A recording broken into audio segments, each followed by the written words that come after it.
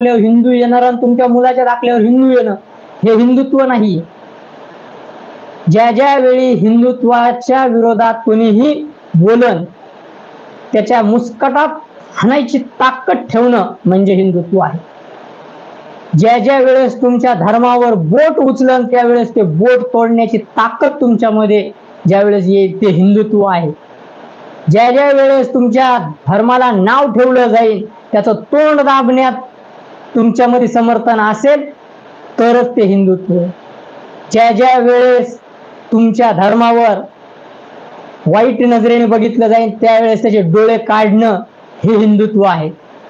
मग जोपर्यंत हे हिंदुत्व आपल्यामध्ये भिनत नाही तोपर्यंत आपण हिंदू म्हणून स्वतःला मिरवायचं नाही. अरे माझ्या छत्रपती शंभूराजांनी काय हिंदुत्व पत्कारलं.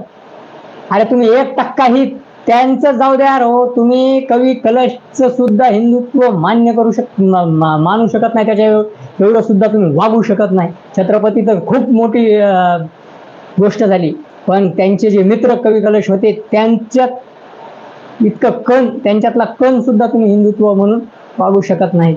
एवढं आज अशी लाचारी तुम्ही पत्करलेली आहे, नीचपणा तुम्ही पत्करलेला आहे.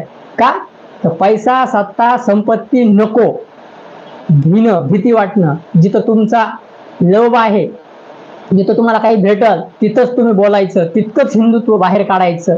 पूर्णतः हिंदू म्हणून तुम्ही जगत नाहीत आणि वागत सुद्धा नाही. जयंती काढल्याने हिंदुत्व सिद्ध होत नाही. जयंती डीजे लावून प्रभू श्रीरामाचं गाणं शिवरायाचं गाणं लावल्याने हिंदुत्व हे होत नाही. तर त्याच्यामध्ये अनुकरण करणं आचरण करणं ही सगळ्यात मोठी गरज. आज कोण करतंय आचरण?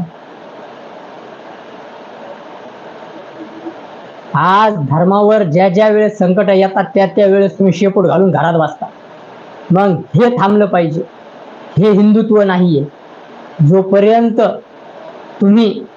तुम्हाला हिंदू म्हणून घेत नाहीत, हिंदू आत्मा तुमचा हिंदू होत नाही तोपर्यंत तुम्ही हिंदू होत नाही. काय हिंदुत्वाची व्याख्या? अरे तुम्हाला साधा एक मंत्र, तुम्हाला छोटासा गायत्री मंत्र असो, गणपतीचा मंत्र असो, ओम नमः शिवायचा मंत्र असो, तुम्हाला कुठलाही एक मंत्र व्यवस्थित येत नाही. कोणता देवाची पूजा कोणत्या दिवशी करायची हे तुम्हाला माहित नाही. कोणती देवाची प्रार्थना कशासाठी करायची हे तुम्हाला माहित नाही. तुम्ही फक्त आज देव धर्माला जाता, मंदिरात जाता, फक्त एक फॅशन म्हणून जाता, फिरायला जायचं म्हणून जाता.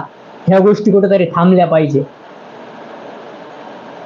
टुरिस्ट नाहीयेत तुम्ही हिंदू आहेत हे लाज बाळगा थोडीशी. जनाची नाही पण मनाची ठेवा. ज्यावेळेस आपण एखाद्या देवस्थानावर जातो त्यावेळेस आपण धार्मिकतेने तिथं गेलो पाहिजे. आपण फिरायला गेलो म्हणून असं जाऊ नका, त्याला काही अर्थ नाहीये. फिरण्यासारखे ठिकाण भरपूर आहेत, तिकडे जाऊन फिरा, पण धार्मिक ठिकाणी फिरण्यासाठी जाऊ नका, तिथं श्रद्धेनेच जा. आज जर धर्म खरंच टिकवायचा असेल तर सनातन बोर्ड होणं गरजेचं आहे, सनातन धर्म टिकणं गरजेचं आहे, सनातन आपण होण्याची गरज आहे आणि हे राष्ट्र हिंदू राष्ट्र म्हणून होण्याची खूप मोठी गरज आहे.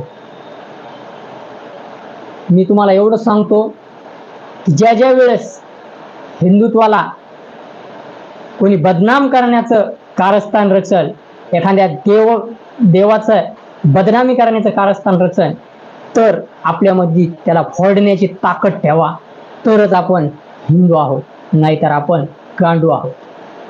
हे लक्षात. जय श्रीराम, जय जिजाऊ, जय शंभूराजे, जय शिवराय.